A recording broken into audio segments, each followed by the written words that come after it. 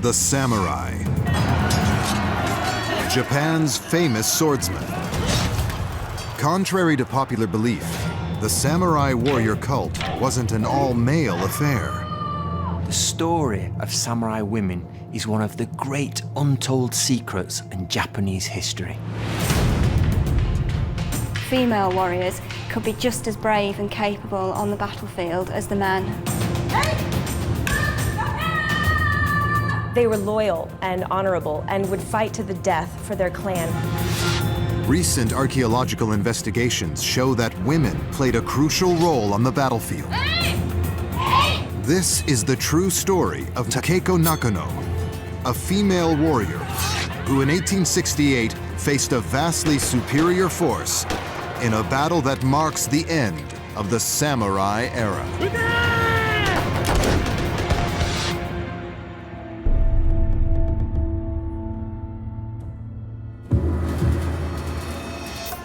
Cute, sexy, and obedient. In 21st century Japan, women are often infantilized in manga and pop culture.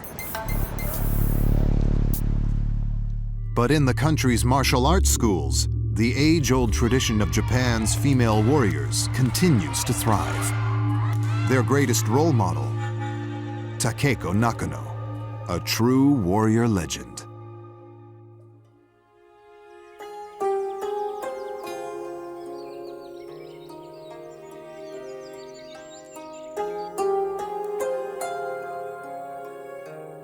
Six-year-old Takeko has little idea what fate will have in store for her as she grows up in Edo, in a wealthy aristocratic family surrounded by one of the world's toughest warrior class, the samurai.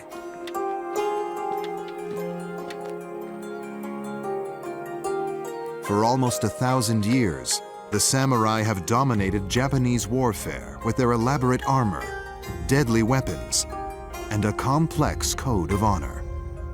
Takeko's clan, the Aizu, are at the top of samurai society, directly related to the country's leader, the shogun.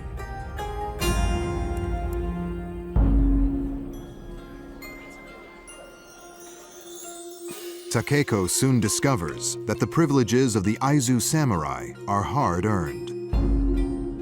She starts her education learning calligraphy and poetry. But she must master one more discipline.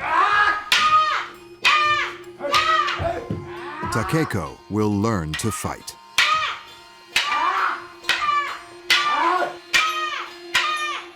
Relentless martial arts training goes hand in hand with the ethical and moral education of the Aizu samurai.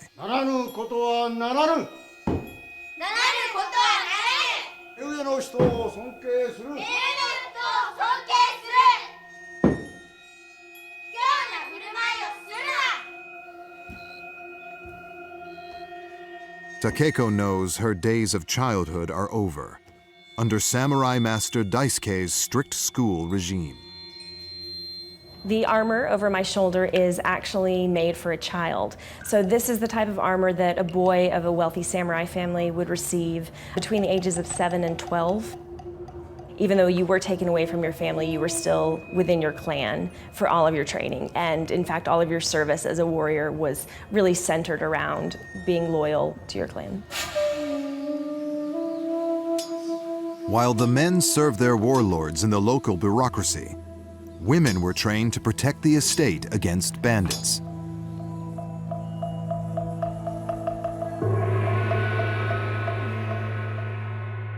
Takeko was lucky. Her family could afford a formal education with a celebrated Aizu martial arts instructor, whereas girls from low-ranking samurai families could often end up in servitude.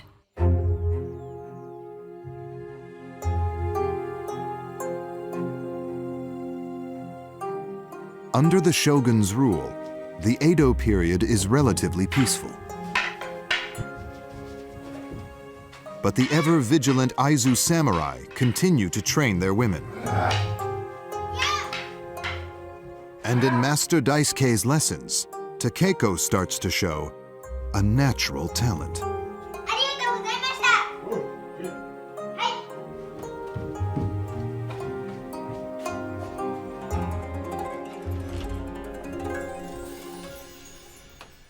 a Shinto shrine dedicated to a martial arts god. Like their ancestors, young Aizu girls today begin their training in the spirit of the samurai women. Their techniques honed over centuries of samurai warfare. Throughout samurai history, the training of young women was much more than just physical exercise.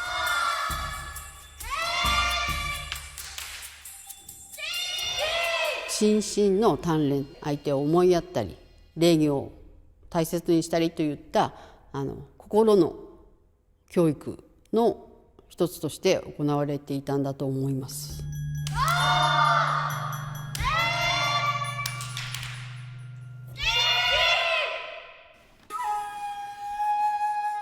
Takeko soon discovers another passion, a thirst for knowledge. 運行不も揺れあまりのあるべしもしそれを She devours the many tales of Japan's female warriors, generals, and empresses.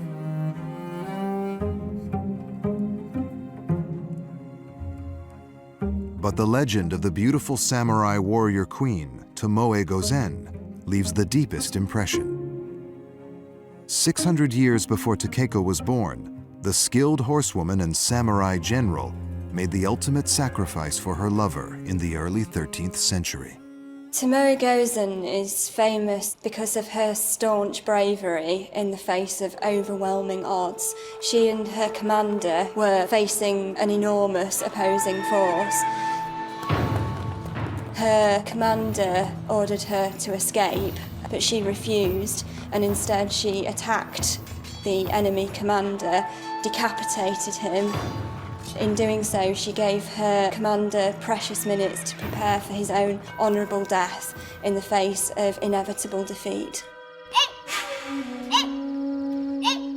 Takeko's training regime is fierce. As an elite student, she will learn to do 1,000 sword cuts a day. But the world she knows is changing. In 1853, Edo is one of the world's biggest cities, with a population of over 1 million. It is bustling with merchants and the latest fashions.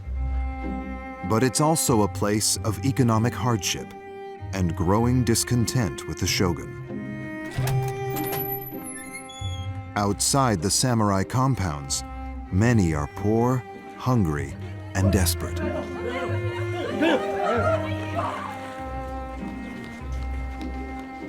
Even some lower-ranking samurai live in poverty.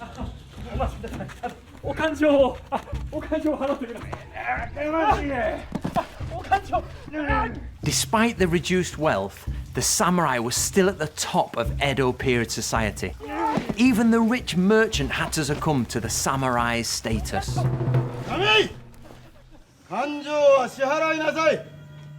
There is a strict hierarchy among the samurai. Any disrespect shown to Takeko's mother could end in a swift death.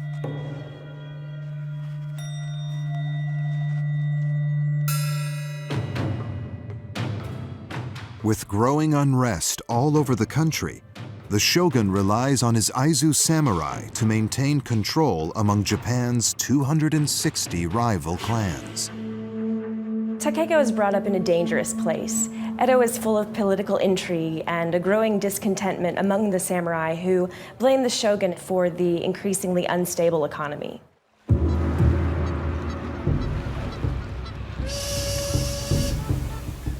At the height of the internal tensions, a squadron of American warships suddenly appears on the Edo coastline, commanded by Commodore Matthew Perry. Perry is determined not to leave without a trade deal. But again and again, the shogun delays the negotiations, hoping that the Americans will give up and simply leave Japan. 死ねるをうぜし不義を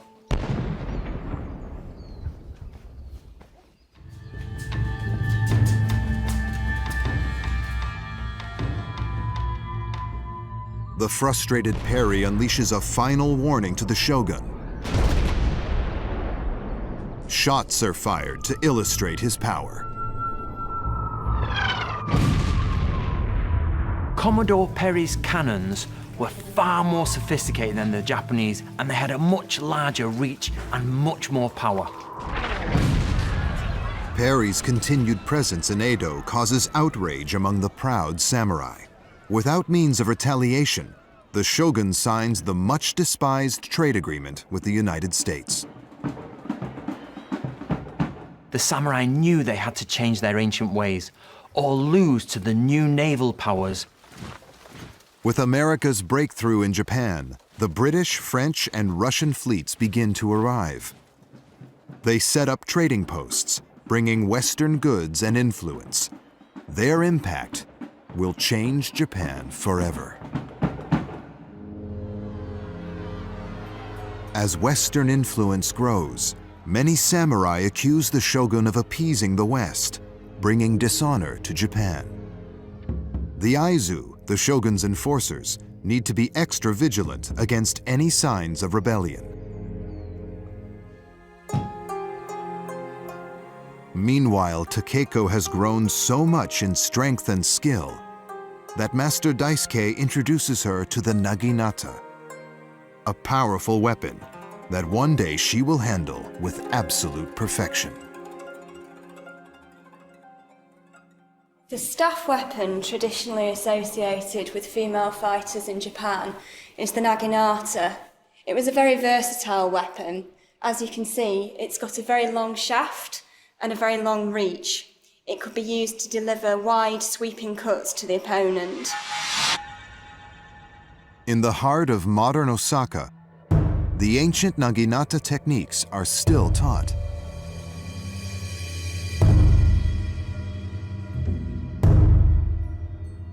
Midori Tanaka is a grand master of a martial arts school which teaches a fighting style unchanged since the 14th century.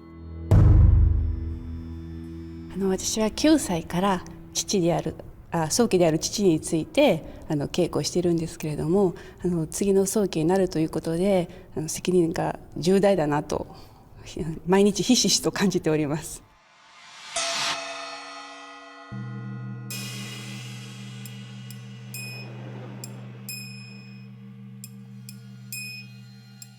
The naginata is ideal for female fighters. What matters most is skill and speed. In combat, the naginata is as lethal as the famous samurai sword.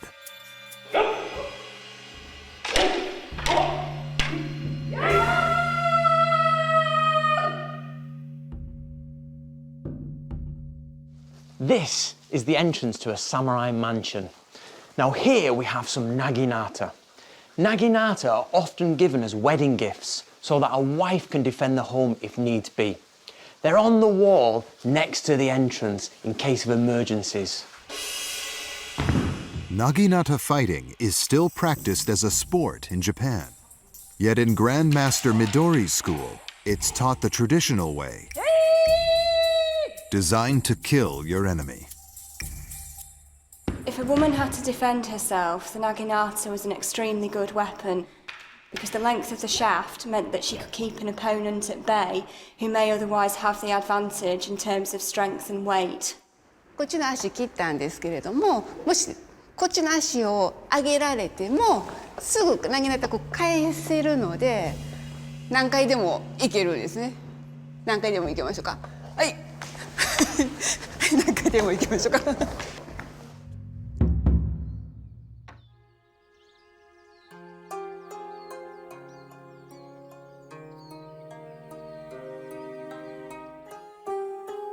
It is now 10 years since Takeko started her samurai education.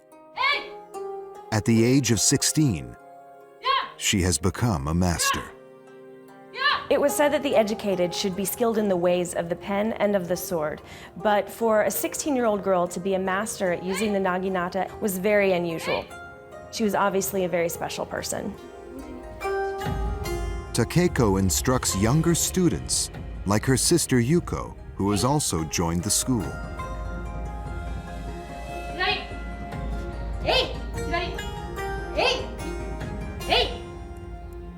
But there is another weapon a young samurai woman has to master as a last resort.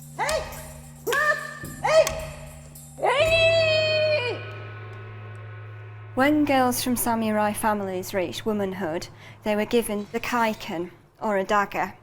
A samurai woman would carry this on her person at all times, either slipped into a sleeve, tucked down the front of her kimono, or hidden in her obi or her sash. 着てるショートを脱いで相手の太刀をね打ってくるのを受け止めます。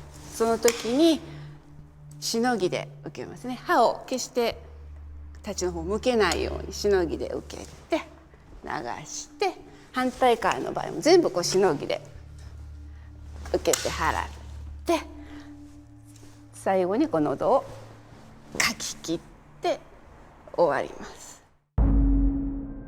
It's a samurai mother's duty to gift a personal dagger to her daughters. The ultimate purpose, preservation of family honor.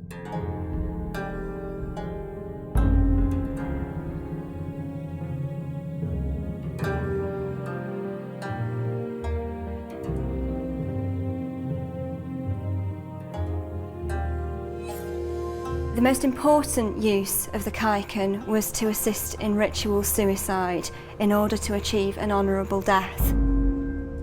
High-ranking Aizu women, like Takeko and Yuko, had to be willing to sacrifice themselves for the lord, the clan, and then their husband.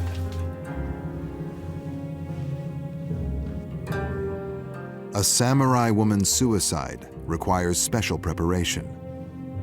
Her legs are tied with a kimono belt to ensure she looks graceful, even after an agonizing death.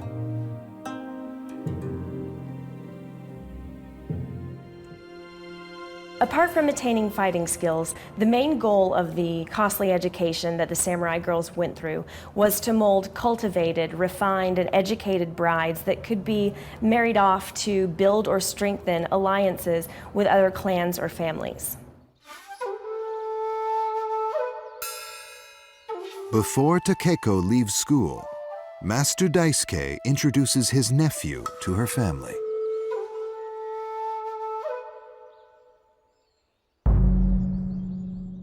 If Takeko accepts marriage, her life would change dramatically. She would become subservient to her new husband, and she would adopt traditional older samurai ways, one of which was painting their teeth black, which was at one time a fashionable practice for married women. For the young Aizu woman, this is not the time to start a family. There is civil unrest in the country. If Takeko was not interested in politics, she'd have made the perfect trophy bride. She was good looking, she was well educated, and she was from a powerful samurai family. Back at Daisuke's school, the Aizu samurai take notice as the disgruntled master turns up the heat.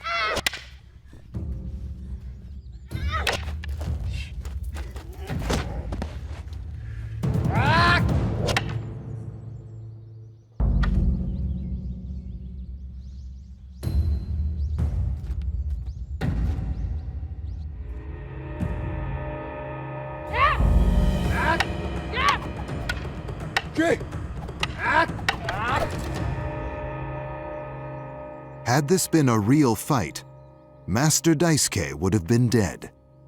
The student is now the master.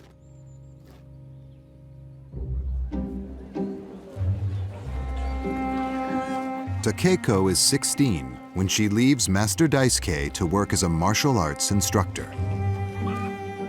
Outside of the school, Takeko notices the political caricatures of strange-looking foreigners that begin to appear in the market. Among the new arrivals in Edo is Henry Schnell, a former Prussian army officer of Dutch descent, who was hired as a translator by the Prussian embassy. On one hand, Henry was one of the adventurers that came to the new country to strike it rich, but Henry had a romantic side. He had a romantic spirit. He quickly fell in love with Japan. He married a Japanese woman, and he eventually took a Japanese name. Initially, the people of Edo were amused by the Western merchants and diplomats and their unintended disregard of local laws and customs. But many proud samurai resent the foreigners for challenging their centuries-old authority and humiliating the country with unwanted trade agreements.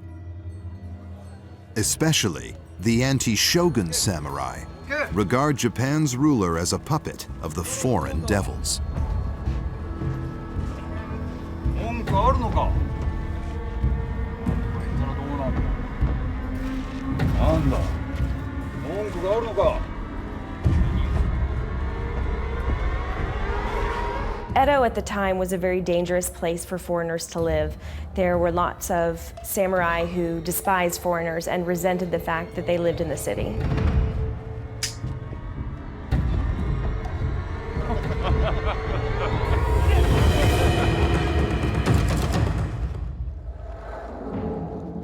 With increasing attacks on foreigners and government officials, rebellious samurai begin to openly defy the rule of the shogun. They rally under the banner of the emperor, who is a hereditary and powerless ruler based in Kyoto. Two forces emerge: the emperor's clans versus the shogun's men. Takeko's Aizu samurai remain loyal to the shogun. They prepare for war. The Aizu samurai took military education very seriously. They built this huge samurai academy, one of the biggest of its kind in the Edo period. It housed over 1,000 students and it had 200 teachers. The Aizu were a proud clan that saw themselves as a highly educated fighting elite, almost equal to the shogun's family. Imagine this place brimming with activity. The samurai are training in swordsmanship, spearmanship, they're riding horses and shooting guns. It was here that the Aizu reputation was formed for them being one of the best trained forces in Japan.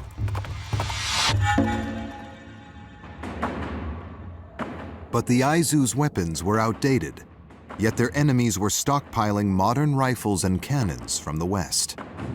Confident in their new weapons, the emperor's samurai dared to call for the shogun's head. Arson attacks and murder break out in the streets of Edo. The shogun has to respond. He orders an army of 15,000, led by his Aizu warriors, to destroy the rebel stronghold in Kyoto.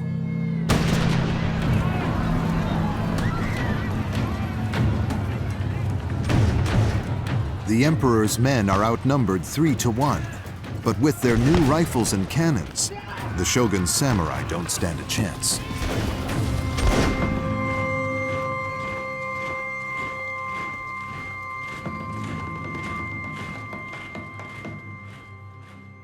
The shogun is finished. One by one, his former allies leave. It's the Aizu who scramble together an alliance of northern clans to oppose the emperor. After the defeat, the shogun panics and flees by boat back to Edo. The victorious emperor's army marches on the capital. Edo quickly surrenders. All surviving Aizu samurai are called back north for a final stand against the emperor's growing army. But there is some hope. Coming to the aid of the beleaguered Aizu is Henry Schnell, who gave up his translator position at the Prussian embassy to offer his services. This is a Spencer rifle. Sources suggest that the Imperial Army had a greater number of them. Crucially, the Spencer is a repeating rifle. It's magazine fed through this magazine here in the butt, and it's hand-cocked and fired. Ultimately, this could result in 15 shots per minute, which was a dramatic improvement on the more old-fashioned types. それだけじゃありません。Henry has a plan for how to import desperately needed repeating rifles for the Aizu. The Emperor's side were much quicker in acquiring Western-style arms. However, the Aizu attempted to catch up with them with the help of Henry through the nearby port of Niigata.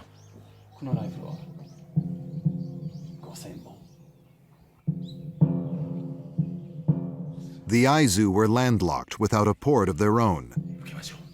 With their shipments through Niigata, Schnell and his brother quickly become the main gun runners for the Aizu. Desperate to keep the arms supply flowing, Schnell is given the honor and status of a samurai. Until this point, only 2 other Westerners had received samurai status. Schnell was number 3. But would Schnell be able to deliver the arms? The Aizu army suffered heavy losses during the retreat from the south. Wakamatsu Castle is now at the heart of their defense. Princess Teru, sister of the Aizu warlord, has to rely on a mixed force of young boys, old men, and 600 samurai women.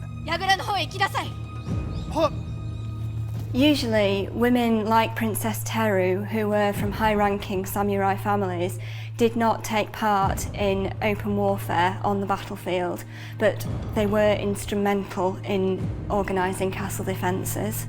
Traditionally, women defenders would extinguish fires, care for the wounded, and prepare ammunition.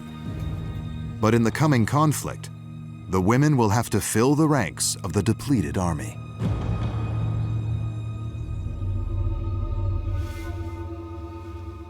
But did women really play a key part in large-scale battles?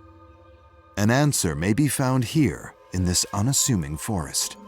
このコールと同じようなマスの木が大風で強い風でバタンと倒れて、でその時に地面が掘り起こされて、で地面のこういう場所から頭蓋骨が大量に出てきた。In samurai warfare, the aim is to capture the enemy's head and hold it up aloft in triumph. Trophy heads that were captured in battle would be displayed afterwards to demoralise the defeated opponents. In 1580, 300 years before the Aizu's last stand, the Takeda samurai fought a ferocious battle against an attack from sea at Senbon Matsubara.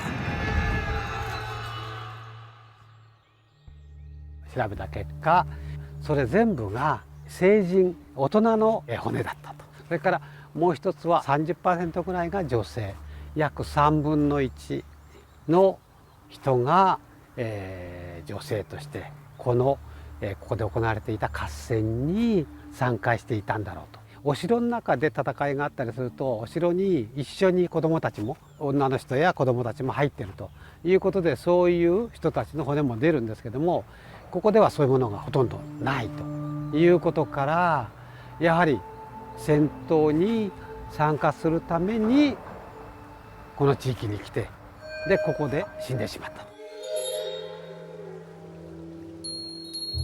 Close to the former battlefield, locals buried the discovered remains in a grave that is still seen as a forbidden and sacred place.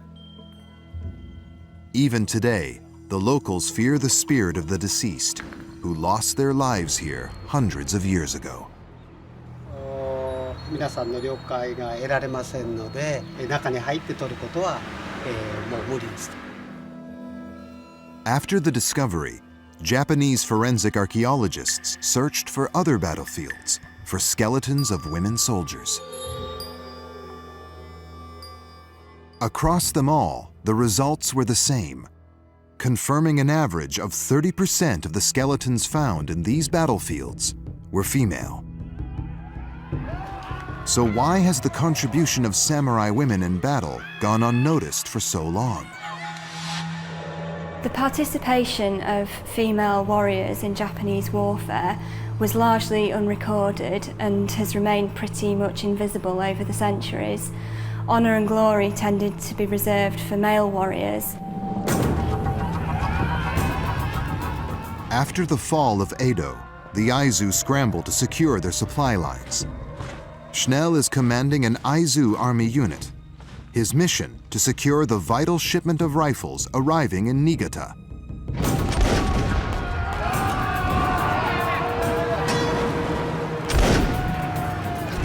But Schnell finds himself quickly surrounded by the Emperor's army. He cannot hold Niigata. The Aizu's would-be savior fails to secure the desperately needed weapons. He narrowly escapes with his life. Schnell's promise of modern rifles was really the last hope that the Aizu had to turn the war. Once the port of Niigata was lost, it really came down to the castle defenders.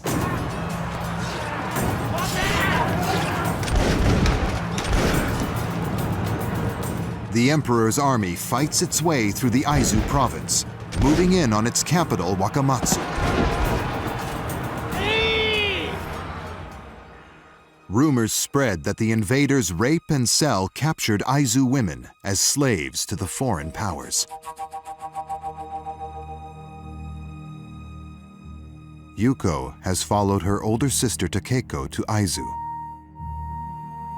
She is in despair at what may happen.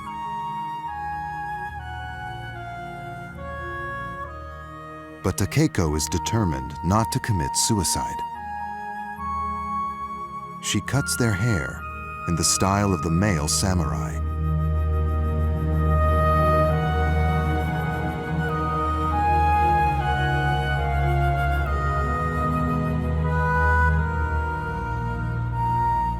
The sisters will fight for their clan's survival.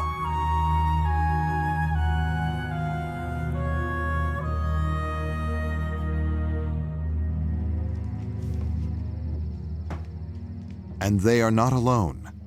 In the Aizu capital Wakamatsu, Takeko's famous naginata skills attract local samurai women, all determined to fight.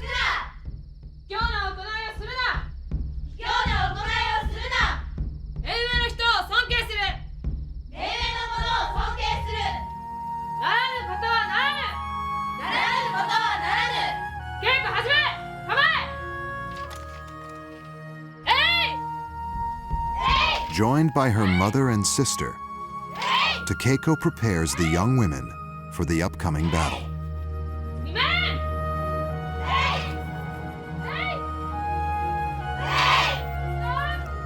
Princess Teru understands that Takeko's samurai women are willing to give their lives.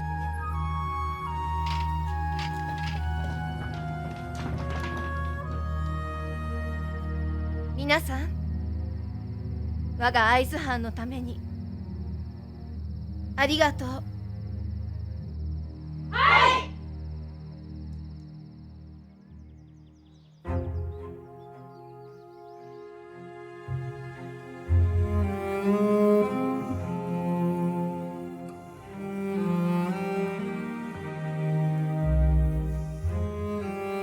Samurai tradition demands that Takeko and Yuko write their death poems, creating a sense of beauty and leaving a last message should they lose their lives.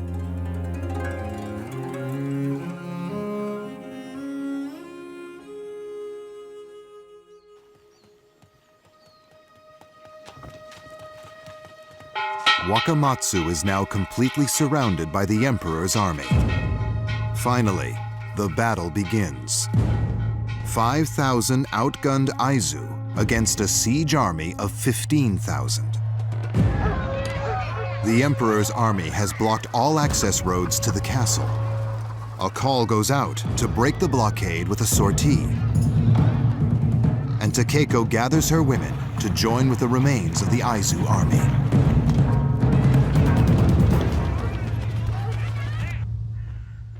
On their march towards the front, other women join to bring the group's total to 18. When they finally reached an Aizu outpost, Takeko receives a mixed reception.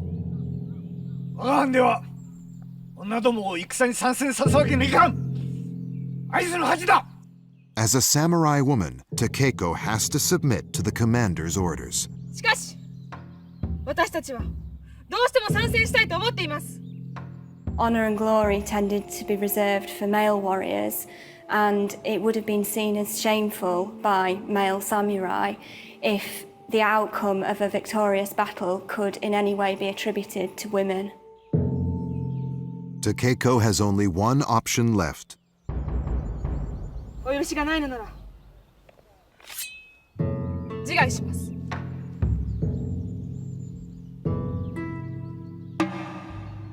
戦争に負けてしまった場合、女性というのは売られたりとか嫌な思いをたくさんするので、それだったら自分たちも戦って死んでいこう、その方がいいっていう考え方があります。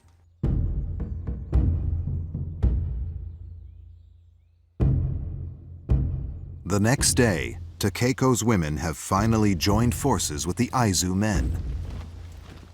But they are cut off from the castle by a large unit of the emperor's army.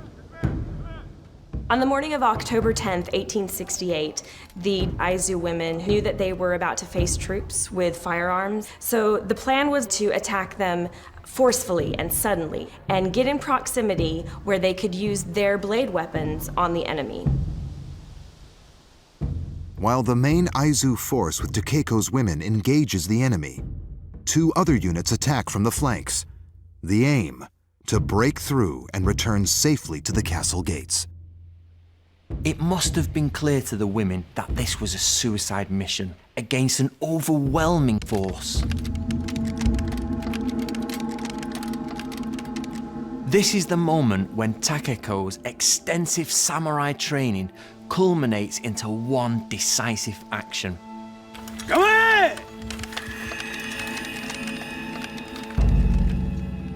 Takeko and her unit would have waited for the enemy to fire.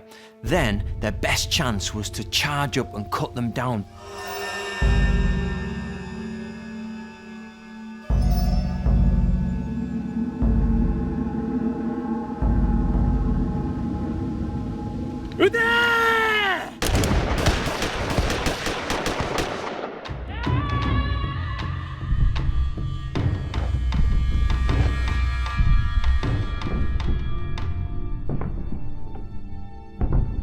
The most amazing thing about the samurai women's attack was that they were using traditional and ancient bladed weapons against modern firearms.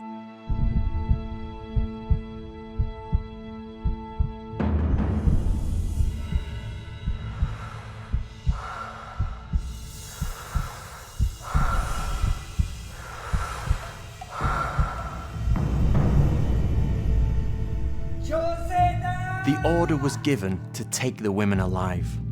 This, combined with some inexperienced recruits, allowed them to charge up the battlefield and engage in hand-to-hand combat.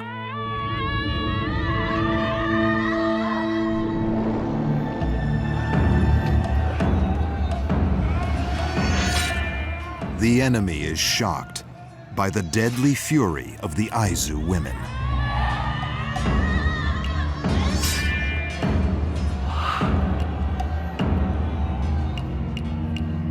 We must try to understand how brave these young women were.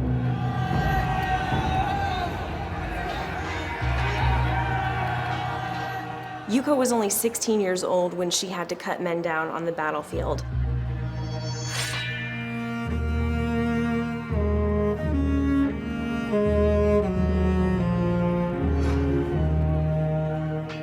According to Aizu chronicles, Takeko caused havoc amongst enemy lines. This made her the prime target.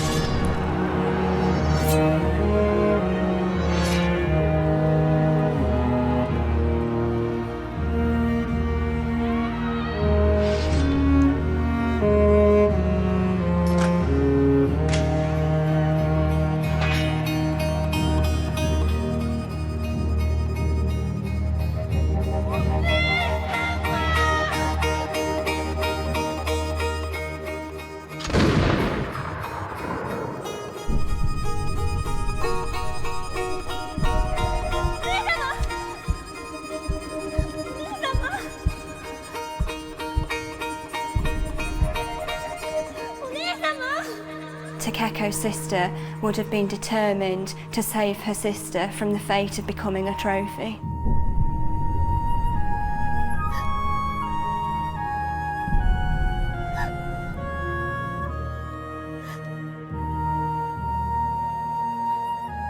Now, she has to do the unthinkable. Cut off her own sister's head.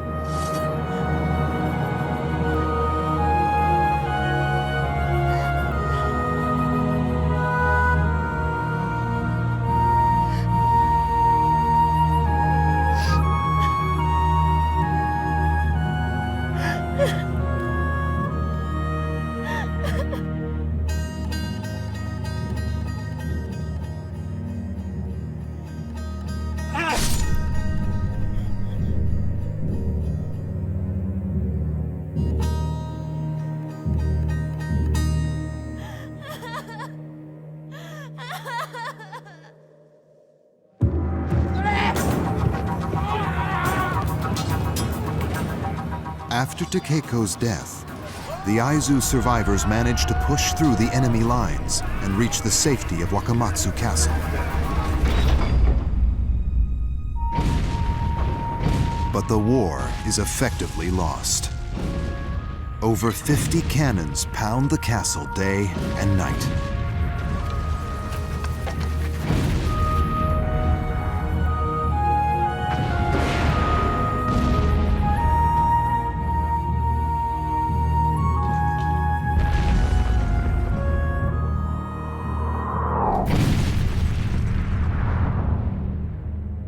After a month of heavy bombardment, with food and ammunition running out, Princess Teru finally surrenders to the Emperor's generals. But before her capitulation, Teru issues one last order: that the castle should be cleaned immaculately. As the victors enter the castle, they make a gruesome discovery. More than 230 Aizu women have committed suicide rather than fall into enemy hands.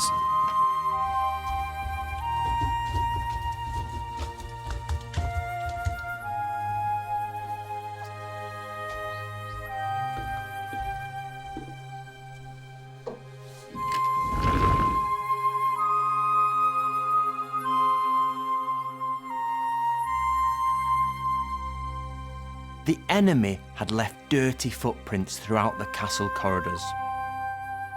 Teru had the castle cleaned and maintained before she handed it over. This was a message. It said, "You may have defeated us, but you've not crushed the Aizu spirit."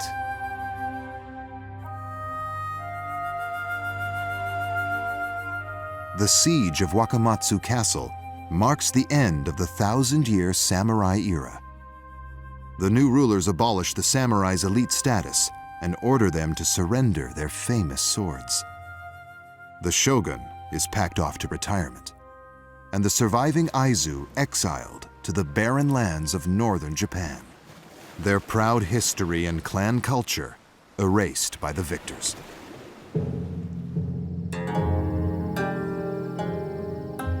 But what happened to Yuko? After the battle, she makes her way to their family temple. The priest promises to bury Takeko's remains with honor.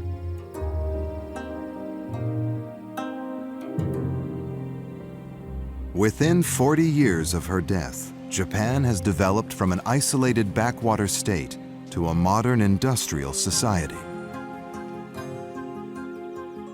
Today, at the site where Takeko fought and died, a memorial has been erected by the people of Aizu.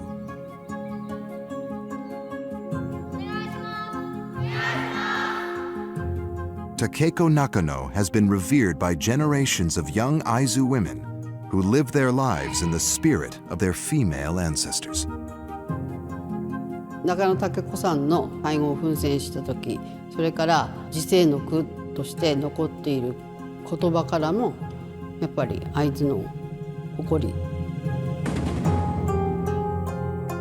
で昔生きていたらやっぱこう家のためとか藩のために戦っていたと思いますね。The history of the samurai is assumed to be a male story. However, let's not forget Takeko and women like her who played a vital role in Japanese history. Their legacy, their bravery, and their samurai spirit should never be forgotten. Never fear. Live with honor. The essence of the samurai spirit. Their true strength is reflected in their modesty. As Takeko wrote in her death poem, "Of all the famous warriors, I would not dare to count myself among them, even though I share the same brave heart."